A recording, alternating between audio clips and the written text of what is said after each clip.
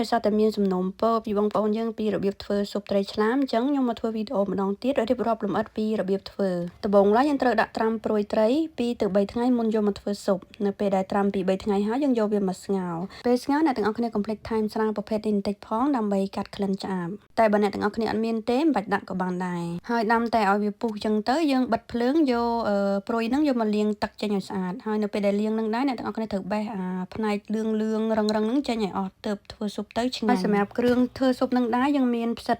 ក្អូបនេះខ្ញុំដាក់ប្រហែលជា4មើមយើងត្រាំទឹកឲ្យរីសិនមកហើយយើងហាន់វាជាសរសៃបែបនេះហើយខ្ញុំមានស្កាឡូបក្រៀមបែបនេះយកវាទៅត្រាំទឹកឲ្យរីសិនហើយយើងបេះវាជាសរសៃអ្នកគ្នាគួរតែប្រើទឹកស៊ុបដែររងាស់ចេញពីឆ្អឹងសត្វឆ្អឹងជ្រូកក៏បានឆ្អឹងមាន់ក៏បានទឹកពុះយើងដាក់ផ្សិតចូលមុនគេបន្ទាប់មកយើងបន្ថែមគ្រឿងអំបិលប៊ីចេងហើយនិងទឹកស៊ីអ៊ីវបន្តិចទៅបានហើយយើងបន្ថែមគ្រឿងផ្សេងទៀតចូលឲ្យអស់មកហើយយើងភ្លក់តាមចំណង់ចំណូលចិត្តនៅពេលដែលគ្រឿងល្មមហើយអ្នកទាំងអស់គ្នាបន្ថែមជាមួយនឹងម្សៅឆាចូលដើម្បីឲ្យទឹកស៊ុបខាប់ពេលយើងញ៉ាំយើងបន្ថែមជាមួយនឹងស៊ីអ៊ីវជូរម្រេចហើយនិងជីវ៉ាន់ស៊ុយ